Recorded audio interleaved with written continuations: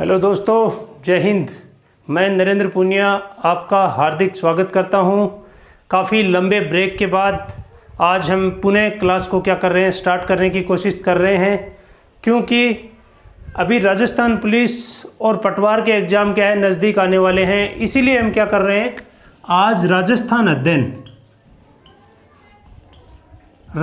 अध्ययन की जो किताबें हैं 9वीं क्लास और 10वीं क्लास में अभी भी क्या आई हैं, वो जस्ट नहीं आई हैं। और इन एग्ज़ामों की दृष्टि से क्या है, ये बुक अति महत्वपूर्ण है। हम क्या करते हैं, लंबी चौड़ी गाइड पढ़ते हैं। गाइड वाले क्या करते हैं, ढूंढ ढांड के क्या करते हैं, वो यानी कि वो बुकों की लंबाई चौड़ाई बढ़ाने का क्या करते हैं, काफ़ी प्रयास करते हैं। हमारे पास कम से कम राजस्थान अध्ययन की जो बुकें आई हैं उनको पढ़ना हमारे को क्या है, निहायत ही ज़रूरी है। क्यों? क्योंकि उनके ऊपर ना, अगर कल को कोई भी क्वेश्चन के ऊपर कोर्ट में जाता है या कोई भी विवाद होता है तो फाइनल हम क्या कर सकते हैं, इसको भी क्वेश्चन के केस को भी जीत सकते हैं। यानी कि एक फैक्ट गलत ना हो, इसलिए आपको क्या पढ़ना चाहिए, राजस्थान अध्ययन की जो नई बुकें हैं वो ही पढ़नी चाहिए। चलो समय ना गंवाते हुए सबसे पहले हम शुरू करते हैं राजस्थान का इतिहास। राजस्थान के इतिहास में सबसे पहले अगर हम चर्चा करें तो ये राजस्थान जो शब्द है वो सबसे पहले कब यूज हुआ, 30 मार्च 1949 को क्या है, 30 मार्च 1949 से राजस्थान दिवस के रूप में मनाया जाता है। ये सभी शायद जानते हैं। तो उसी दिन से ये जो नाम है राजस्थान का वो आया है। ये राजस्थान के जो एकीकरण का मैं अलग से आपका टॉपिक चलाऊंगा तो बताऊंगा राजस्थान के एकीकरण में कौन सा चरण है। फोर्थ चरण ये था, first stage of Rajasthan unification. तो अभी हम शुरू करते हैं। सबसे पहले राजपूताना जो शब्द है उसका यूज किसने किया था, 1800 ईस्वी में। 1800 ईस्वी में किसने, जॉर्ज थॉमस ने सबसे पहले राजपूताना शब्द को इस्तेमाल किया था। यानी आप मान सकते हैं, आपको सबसे पहले क्या ध्यान देना है, राजपूताना शब्द सबसे पहले यूज किसने किया, 1800 ईस्वी में जॉर्ज थॉमस ने किया था। उसके बाद 1829 में, ध्यान रहे ये फैक्ट कई बार एग्जाम में पूछे जाते हैं, 1829 में कर्नल जेम्स टोड जो राजस्थान के इतिहास के बारे में उन्होंने काफ़ी कुछ लिखा है और उनको क्या माना जाता है, काफ़ी कुछ सही भी माना जाता है। तो इनकी एक किताब थी analysis and antiquities of Rajasthan. उस बुक के अंदर इन्होंने इस क्षेत्र के लिए कौन सा शब्द यूज किया, रायथान शब्द को क्या किया, यूज किया है। ये फैक्ट भी आपको क्या करना, ध्यान में रखना है। और analysis and antiquities of Rajasthan, ये बुक भी आपसे क्या है, पूछी जा सकती है। यानी आपको इंग्लिश या हिंदी में कैसे भी याद हो, analysis and antiquities of Rajasthan. ये जो बुक है इसके अंदर ही सबसे पहले कौन सा शब्द यूज किया है, रायथान शब्द यूज किया, किसने, कर्नल टोड ने। चलो चर्चा को थोड़ा और आगे बढ़ाते हैं। यानी कि मैं उन्हीं फैक्ट को ऐड कर रहा हूं जो आपके लिए निहायत ही जरूरी है और जहां पे आपका पर्सन गलत नहीं होना चाहिए। उसके बाद हम आगे चलते हैं थोड़ा सा। ये जो राजस्थान है इसके प्राचीन जो ऋग्वेद है, महाभारत है या रामायण के समय पे जो हमारे वेद हैं उनके अंदर इन क्षेत्रों को क्या क्या बोला गया है, कुछ एक नाम है जो आपको क्या होना चाहिए, पता होना चाहिए। क्योंकि कई बार क्या होता है, पर्सन पूछा जा सकता है। ये भी एक पढ़ने का क्या है, एक अलग तरीका है। अगर आप मैप बेस्ड पढ़ोगे तो आपके पर्सन काफ़ी सही होने के और किसी भी सब्जेक्ट को पढ़ना क्या होता है, आसान होता है।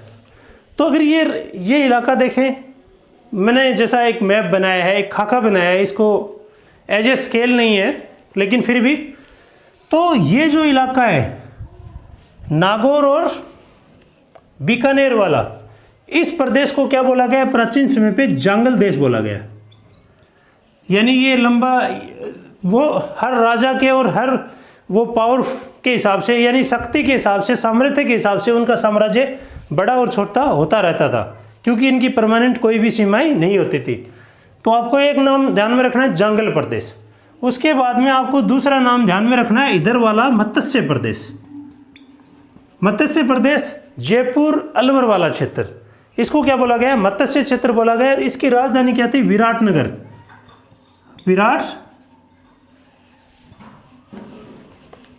विराटनगर। ये आधुनिक जो जयपुर है इसके आसपास का जो इलाका है इसको क्या बोला गया है? मत्स्य नगर बोला गया है। उसके बाद अगर हम थोड़ा और आगे बढ़ें तो ये जो इलाका है मथुरा, करौली और भरतपुर वाला, इस क्षेत्र को क्या बोला जाता था? सूरसेन। यानी कि इस इलाके को क्या बोला जाता था? सूरसेन। और इस इलाके में भी एक जनपद काल में भी ये नाम चलते थे। जनपद काल, ऋग्वेद काल और प्राचीन जो समय के जो काल हैं उसमें भी ये नाम चलते थे। तो इस इलाके को क्या बोला था?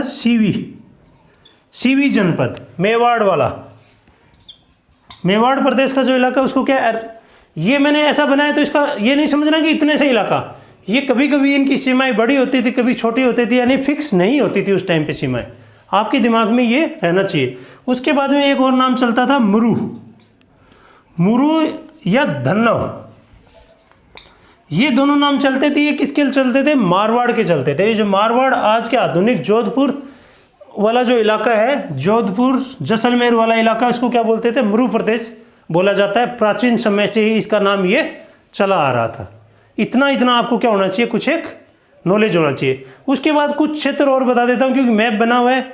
जैसे कि यहाँ से कौन सी नदी घुसती है राजस्थान के अंदर से यू आकार बनाती हुई, और जो करक रेखा को भी 2 बार क्या करती है? काटती है। करक रेखा का मतलब 23.5 डिग्री नॉर्थिंग अक्षांश, इसको क्या बोलते हैं? करक रेखा। इस रेखा को ये क्या करती है? 2 बार काटती है। अपने राजस्थान के 2 डिस्ट्रिक्ट को छूती है। कौन कौन से को? बांसवाड़ा को और डूंगरपुर को। ये करक रेखा छूती है और कितने राज्यों से गुजरती है? 8 राज्यों से ये क्या करती है? गुजरती है। इनके नाम जैसे हम इंडिया का इतिहास जब पढ़ेंगे या इंडिया के बारे में सामान्य ज्ञान में पढ़ेंगे तब आपको मैं विस्तृत इसको बताऊंगा कि कौन कौन से जगह से, जैसे यहीं पे क्या हो गया? एमपी शुरू हो गया। इस तरीके से अलग अलग राज्यों से गुजरती है, मिजोरम की तरफ निकलती है। तो अभी आप ये ध्यान दो, ये जो मैंने नदी बनाई है इस नदी का नाम क्या है? माही नदी। माही नदी ये इधर से ओरिजिनेट होती है मध्य प्रदेश से, और कहाँ पे जाके गिरती है? कच्छ के रण में जाके या नीचे की तरफ जो समुद्र सी का जो इलाका लगता है वहाँ की तरफ निकलती है। इसका मैं एग्जैक्ट लोकेशन आपको बताऊंगा अगले वीडियो में। तो अभी आपको ये देखना है राजस्थान के इतिहास की दृष्टि से इस क्षेत्र को क्या बोलते हैं? जो ये नदी का कांठा होता है ना, उसको इस इलाके को क्या बोल दिया? कांठल बोल दिया। कांठल, यानी आप ये ध्यान दो, कांठल। और इस इलाके का एक और नाम है, इस इलाके में क्या है? कुछ एक गांव जिसको छप्पन का मैदान बोलते हैं, ऐसा लिखते हैं, छप्पन का मैदान। ये अलग अलग जैसे कोचिंग है वो अलग अलग पढ़ाते हैं। कई तो बोलते हैं कि 56 नदी और नालों का जो क्षेत्र है उसको क्या बोलते हैं? 56 का मैदान बोलते हैं। और कुछ जगह पे क्या 56 गांवों के समूह को क्या बोलते हैं? 56 का मैदान बोलते हैं। तो अभी आपको क्या है, पहली बात तो इस टाइप का क्वेश्चन कभी भी एग्जाम में नहीं पूछा जाता। कारण क्योंकि ऐसे प्रश्न पे क्या हो सकता है? विवाद हो सकता है। क्योंकि जो राजस्थान अध्ययन की जो नई बुक आई है अभी जो लेटेस्ट आई है उसमें इसको क्या बोला है? 56 गांवों के समूह को ही 56 का मैदान कहा गया है। तो आप इस फैक्ट को याद रख सकते हैं। उसके बाद में ये जो क्षेत्र है इसको क्या बोलते हैं? कोटा और बूंदी वाले क्षेत्र को, कोटा और बूंदी थोड़ा और ऊपर कर लो, कोटा और बूंदी वाले क्षेत्र को क्या बोलते हैं? हाड़ौती प्रदेश बोलते हैं, हाड़ौती प्रदेश। उसके बाद में मैं आपको कुछ जैसे ये जो उदयपुर के आसपास की जो पहाड़ी है, उदयपुर के जो एक तरफ की ऐसे इस आकार में जो पहाड़ी है इसको क्या बोलते हैं? गिरवा बोलते हैं।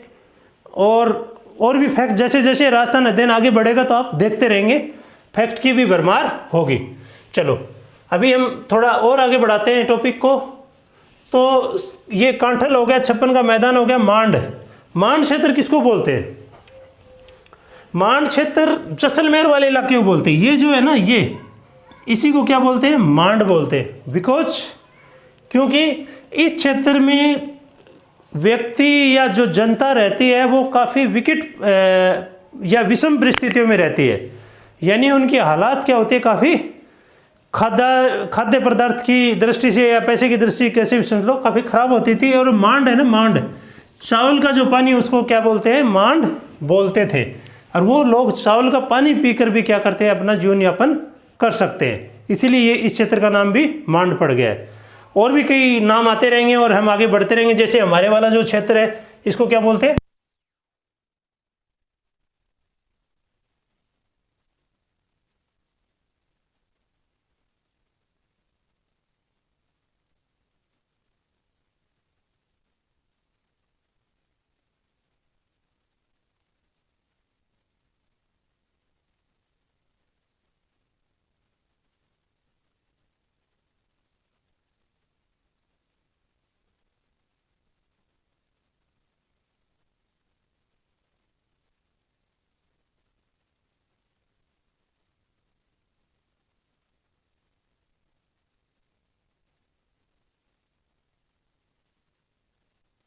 समझाने के लिए।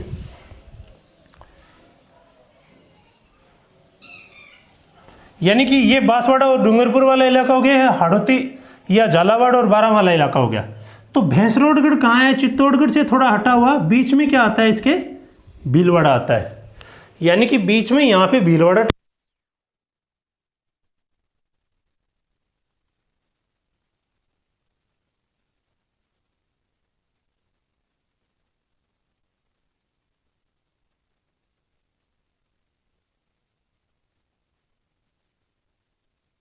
तो अगर हम ऐसा देखें तो ये जो भैंसरोडगढ़ से लेके भीलवाड़ा तक का जो क्षेत्र है, ये भूमि क्या हुआ है, उठी हुई है, पठारी भाग है, इसलिए इसको क्या बोलते हैं, ऊपरमाल बोलते हैं, ऊपरमाल। यानी ऊपरमाल क्षेत्र कौन सा हो गया आपका, भीलवाड़ा से लेके भैंसरोडगढ़ का क्षेत्र क्या है आपका, ऊपरमाल कहलाता है। और इस इलाके में क्या है, देशहरो भी बोलते हैं, देशहरो। इस इलाके को क्या बोलते हैं, इस इलाके के नज़दीक एक देशहरो इलाका है जो हमेशा क्या रहता है, राजस्थान में हरा भरा रहता है, इसलिए क्या है, इसको देशहरो कहा गया है। और ये जो नई बुक आई है इसके अंदर जो मैप है उसमें भी कुछ एक नाम इस टाइप के दिए गए हैं, तो आपको ध्यान रखना चाहिए। नेक्स्ट गिरवा आपका हो गया। अभी मैं आपको राजस्थान के इतिहास को जो बोलते हैं ना फाउंडेशन, वो बनवाऊंगा। क्यों, क्योंकि राजस्थान का इतिहास समझने के लिए जो चीज़ें आपको सबसे पहले समझनी है वो क्या है, सबसे पहले काल विभाजन। काल विभाजन किस तरीके से किया है वो आप इस तरीके से समझे। कालों को 3 समय से बांटा जाता है। सबसे पहले एक लिखा जाता है प्राक, एक लिखा जाता है आद्य और एक लिखा जाता है ऐतिहासिक। ठीक है, आप ऐसे समझें, इनके आगे भी इतिहास लगता है, प्राग ऐतिहासिक, आद्य ऐतिहासिक और ऐतिहासिक, ऐसे नाम है। अगर ये प्राग को अगर हम व्यंजन संधि से इतिहास को जोड़ें और साथ में एक प्रत्यय लगाएं तो क्या बनता है आपका, प्राग ऐतिहासिक बनता है। जैसे कि प्राग ऐतिहासिक, प्राग ऐतिहासिक शब्द बनेगा। इस तरीके से आप समझ सकते हैं कि ये जो प्राग ऐतिहासिक जो ये शब्द मिला आपको लिखा हुआ मिलेगा, तो भी यही क्या प्राग काल है, यानी सबसे प्राचीन वाला जो नंबर 1 पे मैं आपको बोल रहा हूँ प्राग। आप इतना ही समझे। आद्य ऐतिहासिक, इसके आगे भी क्या लगता है, ऐतिहासिक लगता है। अभी आप इसको समझेंगे ये काल क्या है, कितने कितने से किस टाइम से आप समझ सकते हैं वो मैं आपको बताऊंगा। जैसे ये मिटा दिया आपका, आप अभी शॉर्ट में समझे कि आद्य और ये तीनों काल हो गए। इन तीनों काल में कैसा है, देखो यहाँ पे ज्ञान या लिखित इतिहास का क्या है, बिल्कुल अभाव होता है। यानी कि यहाँ पे ज्ञान का या लिखित जो इतिहास है उसका बिल्कुल भी ज्ञान नहीं होता। उस काल को हम क्या बोलेंगे, प्राग ऐतिहासिक काल बोलेंगे। यानी कि हमारे को कोई भी साक्ष्य, लिखित साक्ष्य इसके नहीं मिले। इतना समझ गए, ओके। नेक्स्ट, अगर ये आद्य है तो आद्य में क्या है, लिखित साक्ष्य मिले हैं लेकिन उनकी लिपि हमारे समझ में नहीं आई है। उनकी लिपि हमारे समझ में अभी तक नहीं आ पाई है। लिखित साक्ष्य हैं तो उस टर्म को क्या बोलेंगे, आदि ऐतिहासिक बोलेंगे। उसके बाद नेक्स्ट जैसे ऐतिहासिक, ऐतिहासिक का मतलब है जिसको लिखित लिपि है और वो लिपि हम समझ भी चुके हैं, जहाँ से हम इतिहास समझना, लिखा हुआ इतिहास हमारे सामने प्रकट है, उस टाइम को हम क्या बोलते हैं, ऐतिहासिक काल। आगे भी एक दो विभाजन समझाऊंगा आपको किस तरीके से। अगर आपको दूसरे तरीके से इसको समझना है तो ऐसे समझ सकते हैं आप, जैसे इस समय पे क्या होता था, ये हड़प्पा पूर्व है, हड़प्पा जो सभ्यता है उससे पूर्व के काल को क्या बोलते हैं, हड़प्पा से पूर्व के काल को क्या बोलते हैं, प्राग काल बोलते हैं। ऐसा समझ लो।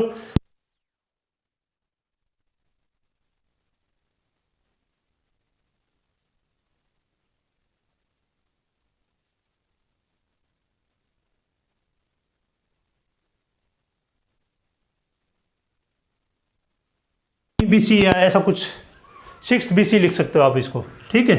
तो ये हड़प्पा से लेके 6th BC तक का जो टाइम है, 6th BC का मतलब समझ सकते हो कि बुद्धा और महावीर स्वामी का जो टाइम है उसके आसपास के टाइम तक क्या है, इस काल को क्या बोलते हैं, आदि ऐतिहासिक बोलते हैं। और ऐतिहासिक काल क्या है, 600 BC से लेके आज तक, टिल नाउ, यानी कि आज तक का जो काल है उसको क्या बोलते हैं, ऐतिहासिक काल बोलते हैं। आप इतना समझ चुके हैं, तो अभी मैं आपको और थोड़ा सा आगे बढ़ाता हूँ। यानी कि ये चीज़ें आपको समझ में आना चाहिए। काल विभाजन में मैंने क्या किया, आपको 3 काल में विभाजन किया है और तीनों काल आप शायद समझ चुके होंगे, प्राग, आदि और ऐतिहासिक। इसको प्री पोस्ट ऐसे भी नाम देते हैं, वो इंग्लिश आप छोड़ दो अभी।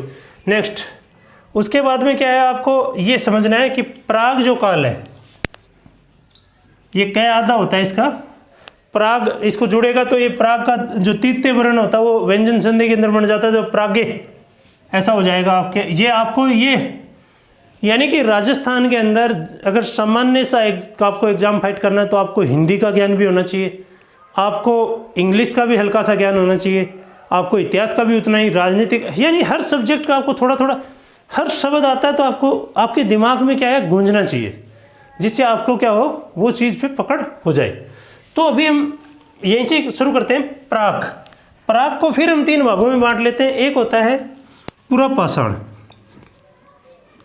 पुरापाषाण, एक है मध्यपाषाण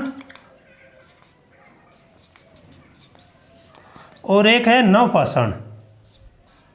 नवपाषाण, ये जो 3 काल विभाजन है राजस्थान के इतिहास में, इनसे संबंधित भी हमारे को क्या है, साक्ष्य मिलते हैं। यानी प्राग ऐतिहासिक के अंदर, प्राग का मतलब आप समझ गए कि जहाँ पे लिखित साक्ष्य हमारे को नहीं मिले, ठीक है। उसके बाद में हम सोच रहे हैं भी पुरापाषाण, पुरापाषाण में हमारे को अब ये मान लो कि 2 लाख वर्ष पहले से लेके और कब तक, जहाँ पे हड़प्पा संस्कृति जब शुरू होती है उससे पहले वाले काल में ये तीनों काल आते हैं। यानी कि ये तीनों काल आपके क्या उसी टाइम के हैं। तो इसमें पुरापाषाण में क्या होता है, पाषाण का मतलब समझो पहले तो आप, पाषाण क्या होता है, पत्थर। यानी जब पत्थर के औजार भी सही से नहीं बना पाए थे, जो सभ्यता के जो लोग हैं वो नहीं बना पाए थे, उस काल को क्या बोलते थे हम, पुरापाषाण बोलते थे। मध्यपाषाण में क्या है, माइक्रोलिथ, एक शब्द आता है माइक्रोलिथ। माइक्रोलिथ का मतलब होता है छोटे छोटे पत्थर के हथियार, जिस युग में बनाने लग गए थे उसको क्या बोलते हैं, माइक्रोलिथ या मध्यपाषाण। और नवपाषाण क्या होगा आपका, नवपाषाण में यानी पाषाण के काफ़ी विस्तृत वेपन या हथियार बनाए जाने लगे थे, जैसे खेती के लिए या फिर शिकार के लिए जो यूज होने लग गए थे आपके पत्थरों से बने हुए हथियार, वो सब किस में आएंगे, आपके नवपाषाण काल में आएंगे। इतना आप समझ लो, ये आप समझ गए होंगे। यहाँ पे एक मैं आपको कुछ फैक्ट बताता हूँ, जैसे कि ये है C.A. हैकेट। C.A. हैकेट ने 1871 में, यानी C.A. हैकेट नाम का एक ये इंग्लिश वो पुरातात्विक जो खोज वाला होता है, पुरातत्व जो खोज विभाग का होता है, उसी ने क्या किया है, 1871 ईस्वी में ये क्या है, पत्थर की बनी हुई कुल्हाड़ी, पत्थर की बनी हुई कुल्हाड़ी, कुल्हाड़ी की क्या किया है, पत्थर की बनी हुई कुल्हाड़ी क्या किया, खोज किया है। ये आपसे पूछा जा सकता है 1871 में C.A. हैकेट ने किस किस टाइप के वेपन की खोज की है जो पूरा पाषाण काल में लोग यूज करते थे, पूरा पाषाण काल की है वो, तो वो आप बताएंगे पत्थर की कुल्हाड़ी। ठीक है, नेक्स्ट। अभी मैं आपको थोड़ा डिटेल में लेके जाता हूं, क्योंकि यहां से प्रश्न कब आते हैं। अभी इससे जो नेक्स्ट जो काल है वो धातु काल है।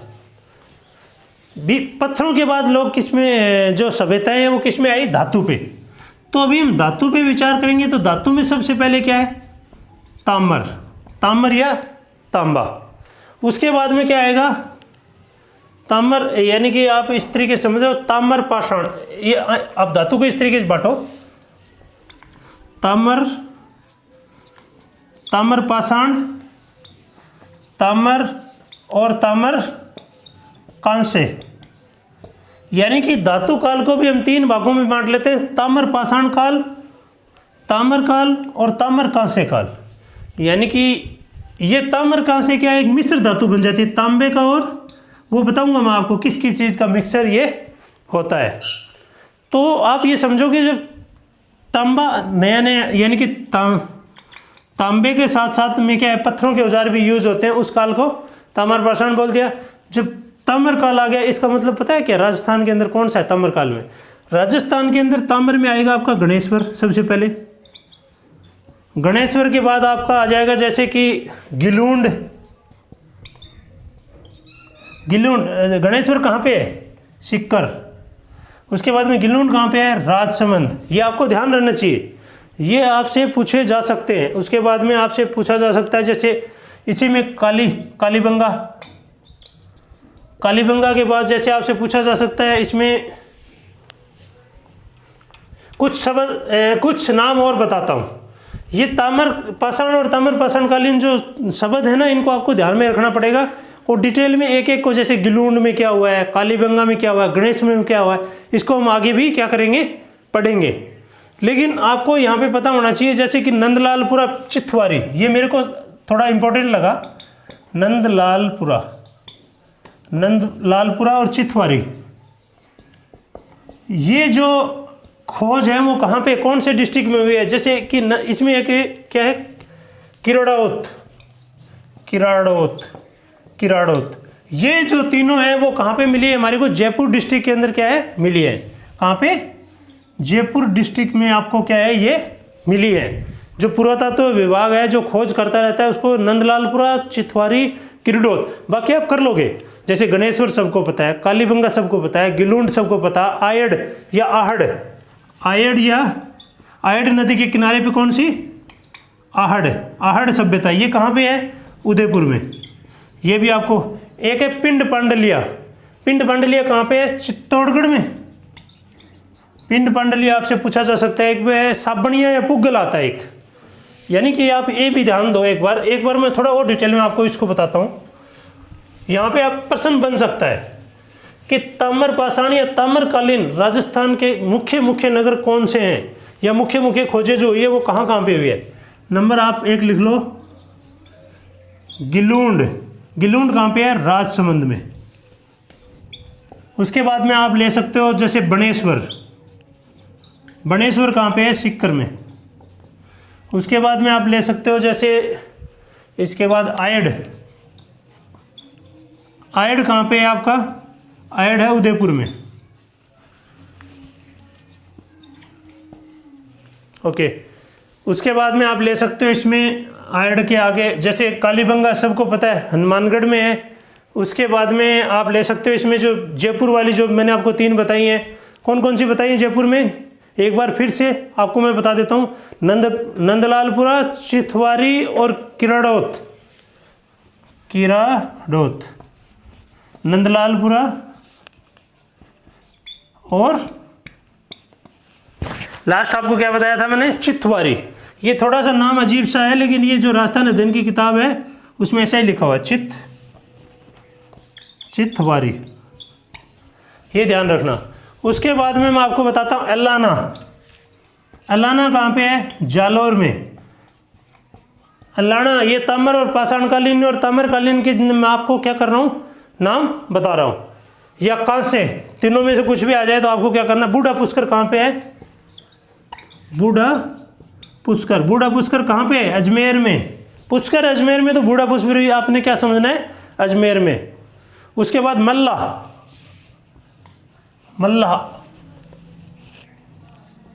कहाँ पे आपका? भरतपुर में। ये ध्यान रखना, ये कुछ नए नाम आए हैं, जैसे अल्लाना है, जालौर में है। हम इसको डिटेल में नहीं पढ़ते, आते तो हर बार है लेकिन हम डिटेल में नहीं जाते। जैसे मल्ला है, ये हो गया, बूढ़ा पुष्कर हो गया, किरडोत हो गया, ये सब आपको क्या होना चाहिए? दिमाग में, इन माइंड में होना चाहिए। उसके बाद मैं आपको कुछ एक अभी अगले युग में ले जाता हूँ। कुछ चीज़ें मैंने क्या किया, पाषाण काल की जो है ना, वो लास्ट वाला जो एक है नव पाषाण जो काल है, उसके आपको नाम लिखने चाहिए। नव पाषाण में आपको जैसे बागोर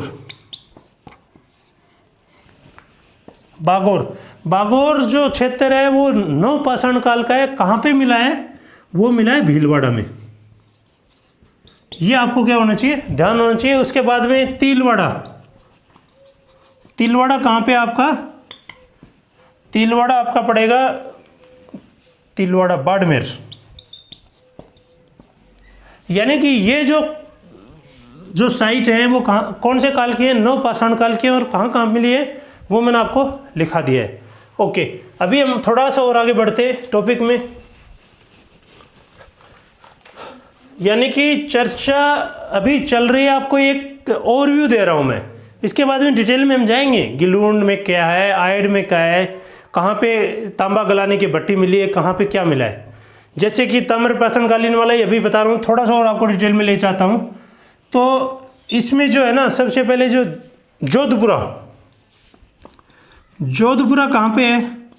जोधपुरा जो साइट है वो जयपुर में है। कहीं जोधपुर में मत ले जाना इसको, ये किसी बच्चे का क्या होगा, जोधपुरा हो सकता है जोधपुर, ऐसा नहीं करना है। यानी जोधपुरा कहाँ पे है, जो साइट है वो कहाँ पे है? जयपुर में है। ओके, अभी और थोड़ा सा आगे बढ़ाते हैं टॉपिक को। यानी कि लोहा, देखो सबसे पहले हम कहाँ पे आए? पत्थर से पूर्व है, फिर पत्थर में, फिर तांबे में, फिर ताम्र कांसे। अभी ये समझो आप, एक तो होता है कांसा या कांसे, एक होता है पित्तल। पित्तल किससे बनता है? पित्तल जो है वो तांबे के साथ या ताम्र के साथ क्या मिलाया जाता है? जिंक मिलाया जाता है, तब क्या बनता है आपका? पित्तल। हाँ ठीक है, तांबे के साथ जब जिंक मिलाया जाता है तो क्या बनता है आपका?